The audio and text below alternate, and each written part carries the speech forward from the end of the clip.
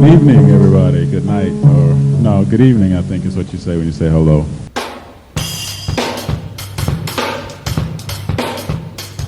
Talking Dirty with Maestro. Not just numbers, not just stats. it's about what they mean. I'm going to send to you the information.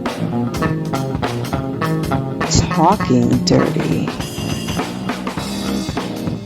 Yo, yo, yo. Welcome to Talkin Dirty with your boy.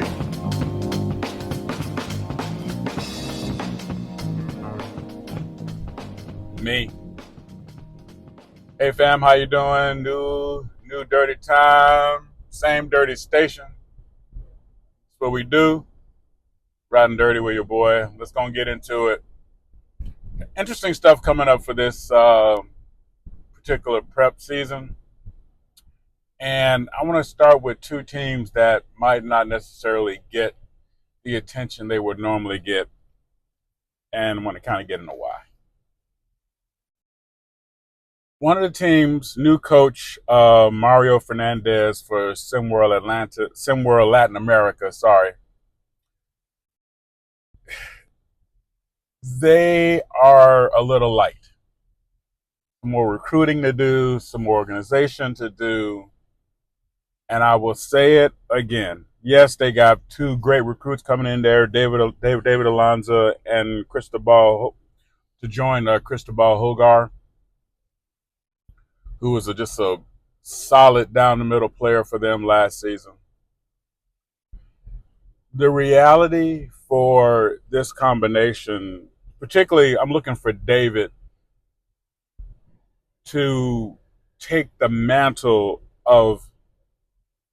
offensive mantle. That might not be completely his game at this particular point, but they're going to need it. They're going to need some significant spark from that position on the team to make that next step right the way they can, the way they need to.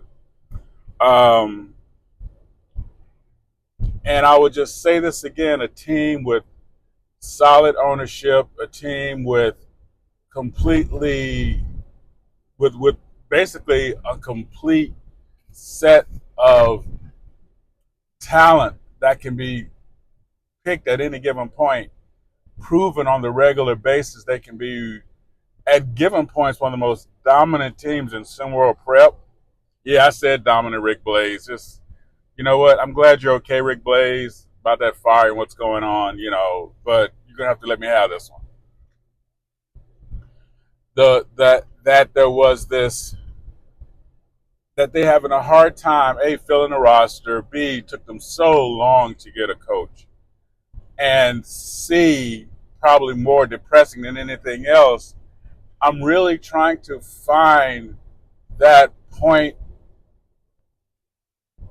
that confluence point, right, where we can see the payoff for all of that talent, all of the organization, all that other stuff. Just haven't seen it. Maybe this will be the year. Maybe Coach Fernandez will be able to bring it through. Curious to see what type of style he's going to play. He's going to stay with that small, strong ball that they normally have.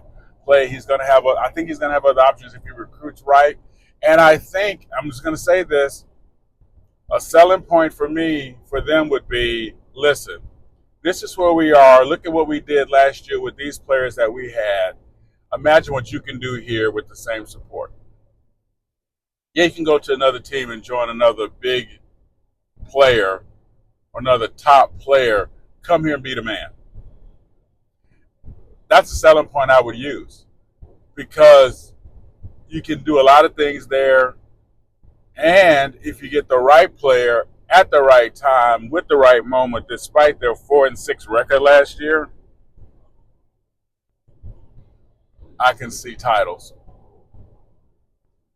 But you need the right player to step into that gap, and hopefully they can do that. There's another team that had a little bit better season last year, also has a new coach and also has a new player, and a bunch of thank yous coming up on the other side.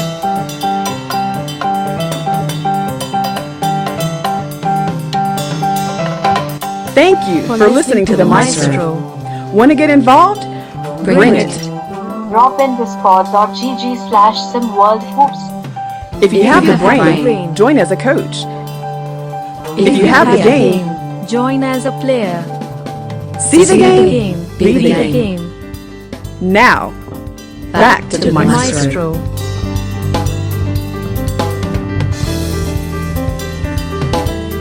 Sorry. We'll be right back. Okay, we're back.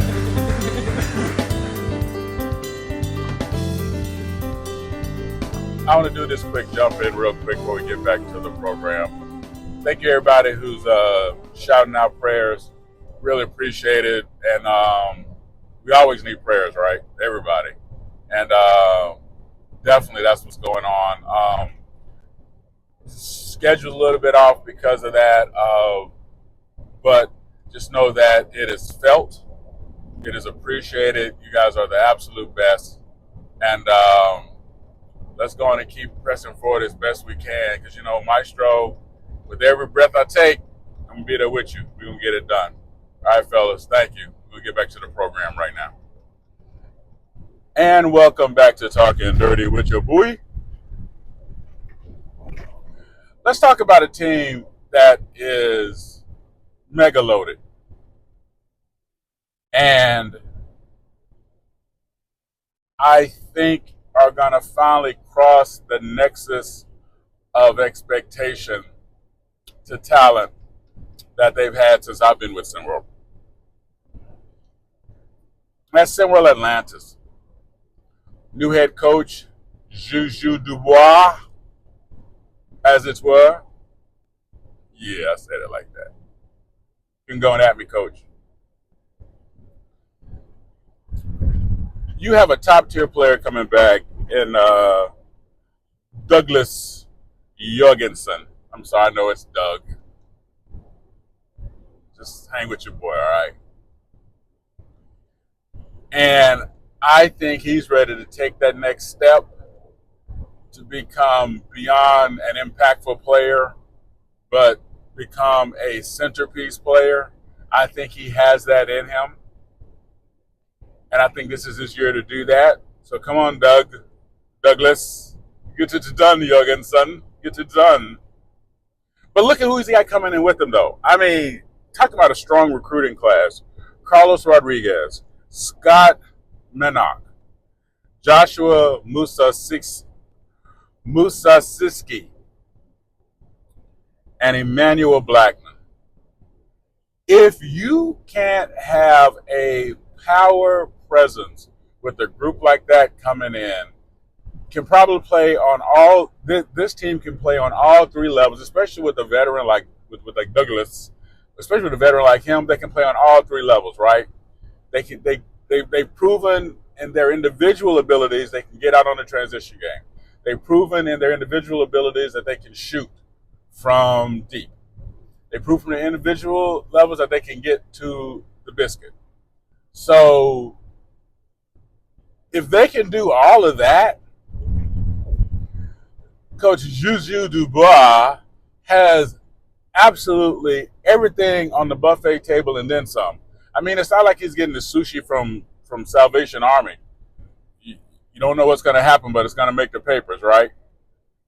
So with that kind of talent, with that kind of outline, there is absolutely a level of expectation, I think, for SimWorld Atlantis that perhaps they didn't have before. I think before it was, oh, let's see, SimWorld Atlantis is always one of those teams that are in there. Look at their record last year, 10-5. Yes, 10-5. And look at how they were able to do that. And you don't hear their name mentioned with any of the teams that are expected to make a dent this year. And I think that's because there's been expectation of they've been good enough to be good enough, but not good enough to be good enough. Solid, strong records, solid, strong performances, but to a certain point, all of a sudden they hit that glass ceiling, no mas. And that reality for them I think it's going to change this. I think they can change that this season. I think they can put themselves in a position. One thing I'll say this about a team that's, similar to Atlantis. I mean, look at it. Overall, they finished fourth last year, right? How many people remember that, though? You know what I'm saying? So you look at a team like them, where Latin America, who got more hype from the talent that they had, what we talked about in the first half of the show today, they finished 20th overall. So hopefully this helps you understand where Maestro is coming from. As you're looking at this outline, as you're looking at what we're talking about here, think about the ideal. Think about the ideal of having a program that is one solid season away from being a true program builder. You've already shown you can win, and all you need to do is take that. I hate when people say that. All you need to do is take that win into the next level, and to do that, maybe doesn't mean bringing home a championship, of course. Doesn't mean bringing home multiple tourneys, championships next season, of course. But it means bringing home the ships to show that you are a program here to stay. And with both of these programs we talked about today, one player away, one season away from having that and being a force, I think, for as much as you can be in prep. Holler at your boy. Tell me what you think. Tell me how you think about it. Tell me how you want to talk about it. Tell me how you want to think about it when we talk about it. How do you feel about SimWorld Atlantis? How do you feel about Latin America? Come on. You know the deal. Drop me some knowledge down below. Where is Maestro with this? Am I feeling some kind of way about it, or am I kind of close, or am I spot on? Whatever. You know the deal. I like to hear it. And shout out to Tony Medici for the graphic I've been using, the meme I've been using, the Jason Bourne meme. Brilliant, Tony. Mwah, chef's kiss, my man. That's brilliant. I love it. I've been meaning to thank you for that for a minute. It's perfect, dude. You see Jason Bourne in any other movies, no matter what his name in the movie might be, he still can't drive. So that's why, I'm going to say, never let Jason Bourne borrow your car. Like, I need to talk to somebody.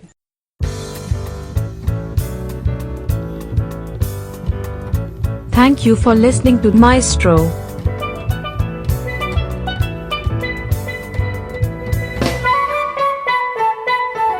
Thank you again for checking out Maestro.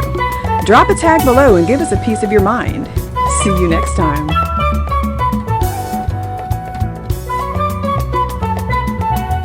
Well, thank you for your time. Have a wonderful day.